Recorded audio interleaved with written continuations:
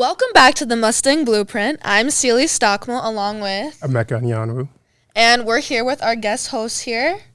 Hi, my name is Ben Walker. All right, so what are you here to talk to us about today, Ben? I'm here to talk about the election, the upcoming election here on November 5th. Yeah, it's really coming up. I think a lot of us here at SMSU and just college students in general, adults, we have a lot of questions about the election. yeah. So how are you knowledgeable about this, or how did you kind of this spark your interest? Yeah, actually, I teach in communication, so communication studies at SMSU. So I'm a professor there. So I don't really, you might think oh, you're in political science, right? Like, no, I'm not. But I teach argumentation. I teach debate. I teach lots of communication things. And so I'm interested about how we actually go about doing this. And so I realized I needed to get more involved in my community and know what's going on. And so, I decided just to delve into more one day. And I want to know more about how we can make our community better. And one of the big ways to do that is, through government, right? We elect people and they help us make decisions and make our community better. But they're ultimately held accountable by us. So that's how I got to learn more about that sort of thing. Yeah, absolutely. I think one question I have is as a college student, what can we do to start change smaller in our communities? Yeah. If you're interested in getting involved in communities, there's lots of ways you can do that. And so you can volunteer, do a lot of volunteer work. That's always great to get going on. If you're interested in voting and being involved in that way, the civic duty of voting, I always call it, you want to be able to do, and make a difference and do things, right?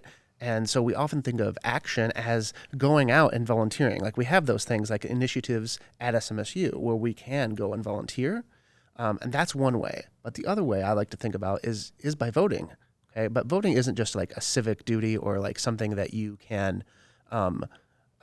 do because it's out of the goodness of your heart. It's something that actually benefits you. Okay, I was listening to Secretary of State Steve Simon the other day, and he was talking about how voting is good for everyone, and everyone should want to vote because it benefits you, right? The more you vote, the more people in your community get heard. And a lot of frequent complaint people hear is, I'm just one person, right? What's my vote going to do? Well, if you're a part of a community and you vote, okay, more people from your community get uplifted. So say, for example, if, let's say, in Marshall, Minnesota, if we had 100% of eligible voters voting, you better believe that people in St. Paul would come down here and go, oh, what do you want? What do you want? What do you need? What do you need? Because everyone's voting, right? Okay. And so if we had a large group of people, we had a large group of white men voting, then guess who gets heard the most? White men. Population. Right. Yeah, absolutely. So the populations that vote more get heard more.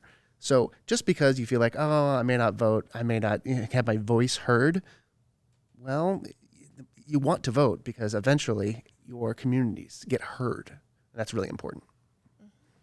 Now, obviously, there's a lot of issues that, what issues would you say, you think for voting will influence the election the most, about which way people swing?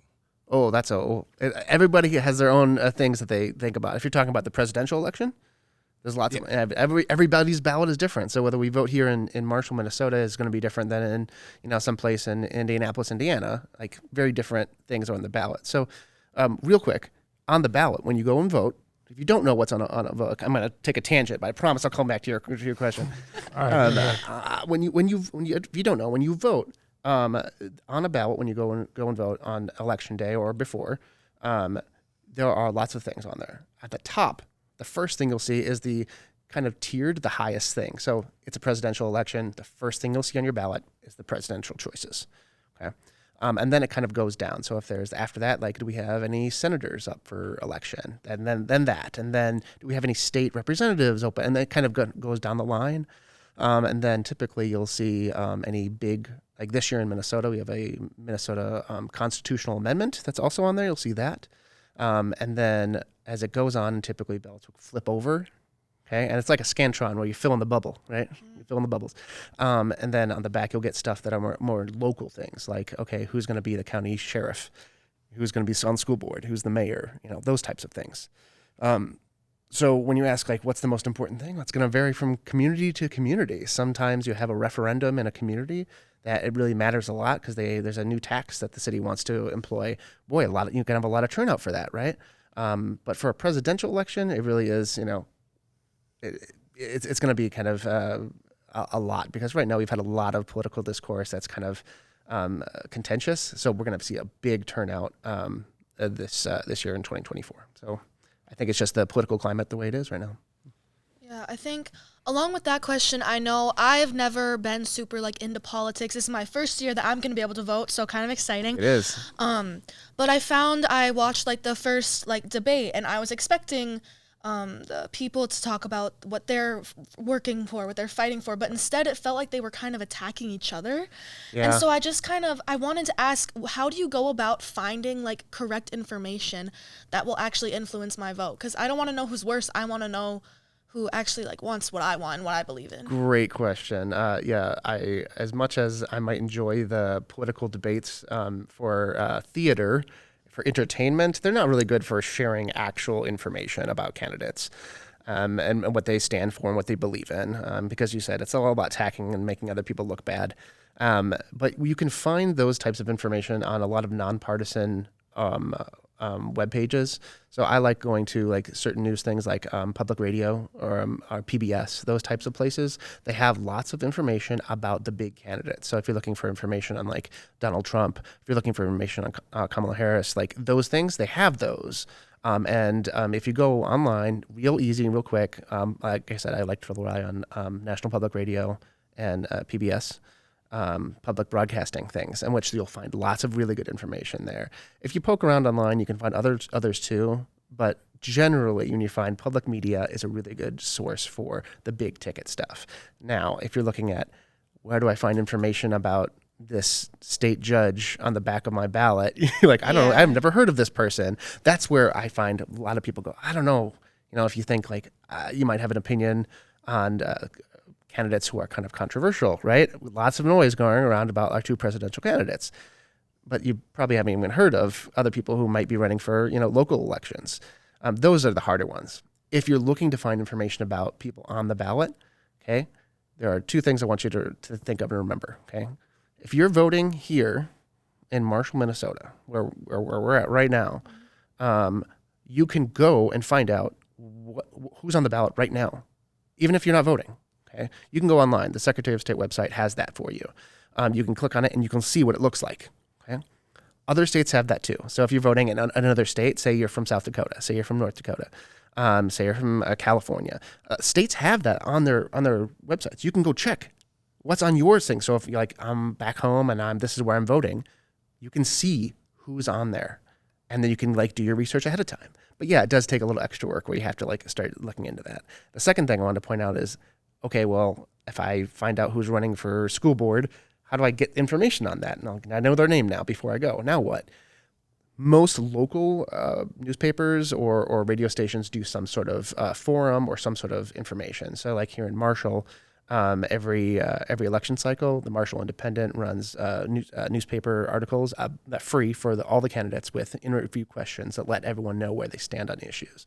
So you have to do a little bit more digging, but you can find those things. Yeah, that's definitely super helpful. That's great. So when you talk about the ballots, we have at Marshall a lot of like out-of-state students. Yeah. So like, how would they be able to like vote if they wanted to? Student voting is so easy. I think students are so intimidated by it, especially because so many students, it's their first time voting. Student voting is easy. So can I go over a couple of like scenarios? Is that okay? Yeah. Okay. So if you're living on campus in the residence halls, okay.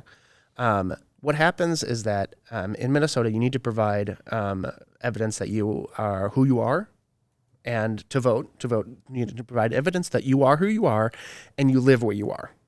All right. So most of the time, people show, I got my driver's license. Right. That's what I do. I go in. Here's my driver's license. They go, great, go vote. Easy peasy. Right. If you're a student living in the residence halls, you have options. Okay. One of the options you have is to vote in the district that you're in right here in Marshall. So what you can do is you walk in to the voting poll, which is, by the way, for people who are living on campus, is in the Red Baron Arena, which is right across the street. You can just walk across. All you have to do is show your student ID, because the county has an agreement, and every county has an agreement in Minnesota with universities, and they say, here are all our students living on campus. So the county already knows that if you're living on campus and you show up with your student ID, they go, check, you're good to go. So your student ID acts as your identification. All you have to do is show up. Okay, you don't have to have pre-registered, because Minnesota's fantastic. They already have that as pre-registration. All you have to do is show up, student ID, and vote. That's it. If you live in Marshall or locally, but off campus, so even in Marshall or maybe in Cottonwood or somewhere else, and you like drive to campus, you have to vote where you're living. Okay, you can't vote in the town because your address is somewhere else, right? That makes sense, right? If you're out of state, say like, hey, I live out of state. Say I'm from South Dakota and I'm here in Marshall. Can I vote here in Marshall? Yes. Doesn't matter if you're from out of state or you're from Minnesota, from anywhere. If you live here on campus, you can vote here in Marshall. Can you vote back home? Yes. You're like, no, yeah, you can. There's so many options. You just have to pick which one. So you could go back home and vote in person. You could file to vote for in advance by doing a ballot that's ahead of time, right? And you can do that by mail. They'll do that. But you have to kind of do that ahead of time and plan ahead. So if it's a week away from the election, you may be a little bit late for that. But you can show up in person anytime and vote there. I like to vote early by walking in and voting at the courthouse, and just walking in and doing that takes me 20 minutes. It's easy peasy. There's so many options for you to do. But I think a lot of people are intimidated because they think, oh, I've never done it before. I'm going to need to have all this, proof of insurance and proof of things, and I show up and they're gonna scare me away. No, I promise they want you to vote. So lots of options. Yeah, as a first time, I had a question. Yeah, please. Yeah. As a first time voter, like, what are your biggest tips in general, just to like get your information? Like, should I take a friend with me maybe, or like, what are your tips regarding that? I always recommend taking a friend, going with somebody, either someone who's done it before, just so you have someone like a buddy, or just someone along with you. That you always feel a little bit more safe that way. But do your homework. If you're scared, like I don't know what I'm gonna do, do your homework. Go feel comfortable with it. An important thing to remember is you don't have to fill out the entire ballot. So if you're like, I don't feel comfortable voting for random judges that I've never heard of, you don't have to. I only want to vote for the state senators. You can do that. I only want to vote for the Minnesota Constitutional Amendment. That's the only thing. Great. I only want to vote for president because that's the only thing I know about. Great, you can. You can leave the rest of it blank. So while it looks like a Scantron where you just like fill in the bubbles, you don't have to answer all the questions to get full credit. All you have to do is fill out what you want and do that. Other tips I like to think about is when you're preparing to go to vote, plan the time and think about that. So if it's on election day, you want to make sure that you set aside enough time. Okay, because it could be you walk in and there's no line. Not a problem. It could be you walk in there and there's a long line. You have to figure out, do you have the time for that? And if it's important to you to vote, which I believe it is, try to find a chunk of time where you can know, like, it's okay, I'm going to be here. I like to think of it like I'm going to the doctor. It takes however long it takes, and I'm there until it's done. So that's the mindset I go in with it if I vote on election day, because sometimes it can take a while. So I take a buddy, prepare as best you can, and then come with the mindset that you're there until it's done. Again, sometimes it's very quickly, sometimes it takes a while. So have either of you two voted? No, I have not. I know my dad was like calling me. He's like, okay, I'm getting your absentee, like it's getting mailed. Yeah. And he like gave me this like quick little like crash course on it. And it's like super interesting because I like had never learned this before, and I wish I had. I know one thing I've just kind of thinking of as you've kind of been talking about, like bringing a friend. I know like obviously all of us have our own values, our own morals, everything. Like we don't have to choose our friends based off political stance or anything. Of course not, yeah. So like how how do you approach like talking politics with people, or especially people that have differing views than you? Like, what's the biggest thing to look for and how to like approach those situations? Sure. Well, in my role as like a professor on campus, when I talk to students, my job is to be informative about these things. So while I might have my personal political views, I try to leave those off to the side until we're talking about maybe something else. So if I'm teaching a class and trying to inform people about how to vote, I just want you to go vote. You know, whatever your opinions are, or who you plan on voting for, or what you plan on voting for, it's totally up to you. I'm just trying to help you. But when you do have those conversations, right, and you're hanging out with friends, and you're hanging out with other people, and those things come up, how do you handle those things? I like to kind of default to listening. I want to hear what other people have to say, and I think most people, even on big controversial issues, just want to be heard. They want to feel like that. Okay, we may disagree, but at the very least, you can hear me and understand what my perspective is, and it's not just about you. Because I think a lot of people get combative, right? We have this like very charged political climate right now where I think a lot of people end up dehumanizing, other humans, like saying like, "Oh, you think this, therefore you're the worst," or whatever. And I think at the end of the day, people just want to feel like they're being heard. That somebody, even though we may disagree, I hear you, I understand, and to do that, to find that kind of peaceful discussion, you have to listen. So I like to ask questions. So when people are talking about stuff, oh yeah, why do you think that? Oh, where'd you hear about that? Oh, really? Do you have a lot of people in your life that you talk about this, or am I the only one who you talk about this? This is really interesting. How long have you felt that way? And get them talking and get them like digesting those things. And hopefully that opens the door for you to be able to talk about things as well. And hopefully by modeling that kind of listening behavior, then they'll return the favor and you can start having useful, productive dialogue. But it does take some maybe some stomach, right? Where you have to sit back and maybe bite your tongue for a little bit and say, I'm not going to jump in with my perspective. I just want to hear what you have to say. And then when people open up, that's the door that you can engage in those discussions. And I think at the end of the day, that is where we need to be going more, because we're all human beings. We're neighbors. Like I have, lots of friends who I disagree with. That's okay. That's okay. We can still be, cordial with each other.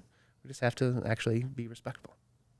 Yeah, absolutely. I think that really is important. I know I have friends that are on like Big Ten campuses, and it's just a lot like that right now. And I think one of my friends, she was talking to me and she just feels like they're like attacking her. Yeah. And so in those situations, like, do you recommend like being like, hey, like, I don't like that you're saying that, or like, how do you approach that? Like, if it feels that way. Yeah. If you're trying to diffuse a situation where someone's coming at you, what I like to do is, just say it right away. I'm not really sure I feel comfortable. Write that. Just say you're uncomfortable. And say, is there any way we could talk about this in a different way? And just try to reframe it. Not that you want to run away from things, but just say, I feel like I feel uncomfortable. Like any conflict resolution, we talk about in some classes that we teach in communication, is that we say, express yourself, express the way you feel. So I feel statements, if you've probably heard of that before. I feel blank. I feel scared. I feel a little hurt. I feel attacked right now. Can we do X, Y, whatever you want from that? Like, can we not talk about this if that's what you want? Or could we talk about this in a different way and then try to offer a path forward, whatever path you want for that? But just say how you're feeling. It's okay. I think, again, people are scared of saying the wrong thing, and it's nothing wrong with saying how you feel. Yeah, absolutely. And kind of going off that, like, there's a lot of things in the news like that people consider like misinformation or what they. Yeah. So like, how would you like say like students or like people in general could like, how could they decipher what's like real or what's not real? There's a ton of misinformation out there, and a lot of efforts by lots of nefarious entities trying to spread misinformation, disinformation. We get the talks of, tons of AI stuff out there, and it's not just that, but that's the rise of that is definitely impacting everything. But sometimes it's just you have to be careful and use critical thinking. The first tip I like to think about with misinformation, disinformation is take personal accountability. So don't spread it yourself. Okay, make sure that you are looking at things. So when you're talking or on social media and you're like liking things, consuming things, and when you're watching your TikToks, right? When things come up, if it's interesting to you, I mean, yeah, you stop and watch, right? Well, the algorithm picks that up, right? And so if you're engaging in something that is like, maybe this probably isn't the best, I know, but I like it for fun because it's what I agree with, right? Maybe skip over that because you're gonna get those things fed to you over and over again. So take personal responsibility to not like those things or share those things or continue to engage in that, even though it might be fun or might be like something that you support. You're like, maybe this might not be the most responsible way to engage in this. That's the thing. Take personal accountability is the first thing I think about, because that's going to train your brain to start thinking about it. Because you're critical of yourself, when you're critical of your own beliefs and keeping that critical eye, you're more likely to see the things that maybe you disagree with more and go, I'm probably not going to believe X about that candidate because that just doesn't seem quite right. And you're training your brain to think of that way. And the easiest way to start that process is by doing it for your own self, by your own beliefs and your own thoughts.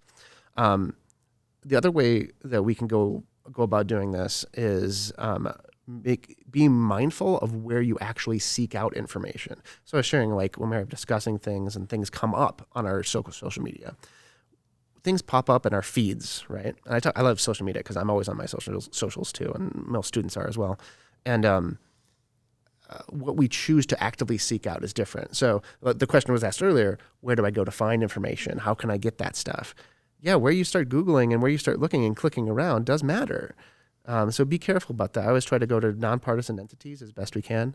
So you definitely don't want to go to candidate websites. You'll know where you'll learn a lot from that. Okay, so they will always paint a positive picture of them, no matter who you go to. So I always like to go to nonpartisan things to find that sort of information. So like government websites, if you want to know information about voting or about elections, a lot of misinformation gets spread about election integrity, those types of things. Just go online and go to the actual sources. Okay, if you go to the county websites or the Secretary of State's websites, you'll find real, actual information that's not misinformation. Once we go and finding secondary sources, that's when we start to get into misinformation. If you're looking for actual quality information about candidates or issues, public media is always a great way to go. You just have to be very careful and use those critical thinking skills that we teach you in college. Hopefully you'll be able to do that. Yes.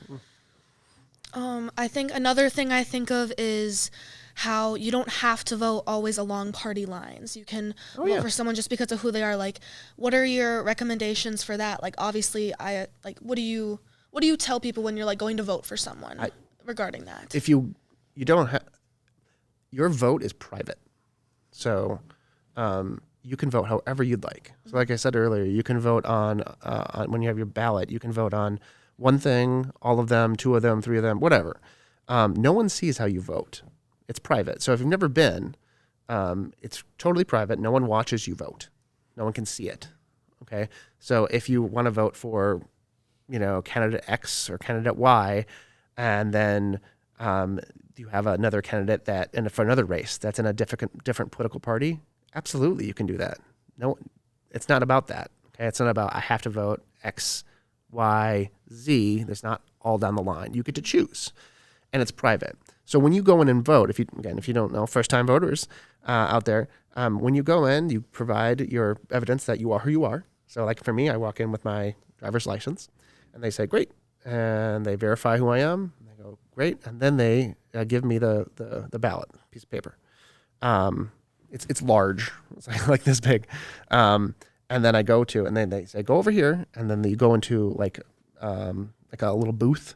Okay. Sometimes they have like curtains you can draw, or sometimes there's blinders on either side. And then you just set it down, and then you have a pen, you fill it out. And the only way anybody could see you is if they remove the curtain, or they actually literally walk over and peek over your shoulder. And you would obviously know if someone was doing that. And that's not a thing that they do. They have people who walk around and monitor to make sure privacy is maintained. And then when you're done, you set your pen down. And then typically nowadays, most places now have machines. So you walk over and again, no one can see what you got. You just stick it in the thing and it scans it and it registers that you voted and you walk out. No one will look at it. It's very private. So I always tell people, vote however you want in your heart that you want to vote for. No one's going to know. You can talk about it and share it. Absolutely. There's nothing wrong with sharing it either. But if people are saying, I feel like I want to vote, but I don't want to talk about it. That's okay. That's okay. We have a right to privacy when we vote. And obviously that's for like in-person voting. Yeah. So obviously there's been a lot of talk about like mail-in ballots and stuff. Yeah. And could you kind of like break it down for people who don't really like, including myself, who don't really know that much about that? Absolutely. Mail-in ballots are great, especially in Minnesota right now, because we're one of the leaders in the United States about mail-in ballots. We've been doing it for years. It's actually very safe and very easy. So you apply and ask for one. Okay? So ahead of time, right? You'd say, okay, I would like a ballot, please. And then they mail it home to you. Okay, right? Okay, so you get it in the mail, and they send a couple of envelopes in there with it. So you open it up, okay, and on there you would fill it out just like we did. I just said you fill in the bubbles, do all that, and then you fold it up and put it in an envelope, and you seal it, and then you put that in another envelope. Because they're going to open up the second envelope and then there's your ballot. So they're double protection. And on the outside one, they're going to ask you to sign your name, provide, I misspoke, sorry. The one that goes in, sorry. The one that goes in is you're going to put your name on there. You're also going to put your driver's license number or your social security number. Okay. They verify that it's you before. So people say, wow, anybody can mail it in. They'd have to have all your personal information to do that, and then we got a bigger problem, right? Like your identity has been stolen. Yeah. And so you put all that on there, and then they have somebody else require somebody else to sign it. So when I vote at home, which I voted at home before, and a lot of people voted at home during 2020, right, because of pandemic stuff. So when I voted at home, I had my wife sign for me. It says, he is who he says he is. This is me. So they have a verified, I vote, I sign my name, I verify with my personal information that only I should know, and then I have somebody else sign it. And then I send it in. And what happens is that the county goes to the county. The county looks at it and goes, verifies, this is your information, this is your signature, it looks like it. All right, looks good. If anything's fishy with that, they throw it out. So it's very safe, and goes to all of it. And for those of you who don't know, as I said just a second ago, all the votes are counted by the counties. So some people say, these big parties who control the states, with these political parties are going to be mixing with votes. They don't do the counting. The people, your local people do it. So here in Marshall, the people who run the county office, they're the ones who count all the stuff. And then they send that information, they verify it, and then send it to the state. And the state says, this is what we have. So the state offices don't do any of the counting of the ballots. Yeah, I didn't know that. Yeah.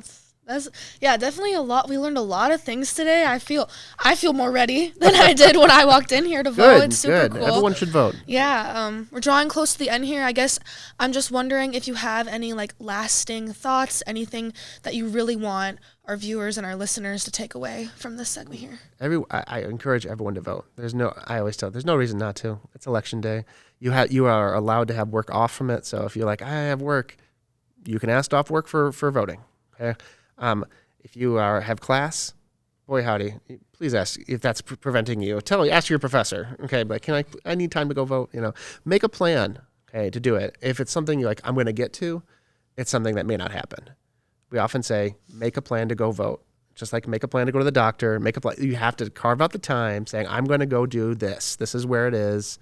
And lastly, the last thing I'll say here, as part of that plan, you need to know where to vote. So if you're looking to vote, so like I said, here if you're on campus at SMSU, your voting location is the Red Baron Arena. So you would just walk under the highway. But that's not the case for everybody. You can go find that, again, on the Secretary of State website. All you got to do is enter your address, and it tells you exactly where you go to vote. Very easy to do. Again, most answers can be found on the Secretary of State website. Yeah. You just search Secretary of State. for your state and go. Seems very simple. It's pretty. You have to put the effort in, but yeah, it's all the information is laid out there for you. Yeah, definitely. Well, thank you so much. Thank you for having me on. Yeah, thank you I for love talking joining us. voting. This has definitely been super awesome. We'll have to have you back sometime. Yes, I would love that. Yes, another Yeah. 2 years, right, for the midterms. Absolutely. All right. Thank you. I think I was 2 years old, and they have pictures. My mom and dad have pictures of me sitting in a stroller with a fishing pole. So it's been a big thing for me my whole life, and kind of being able to put that into finding something that you like to do and putting that out there into making your own business. It's really fun.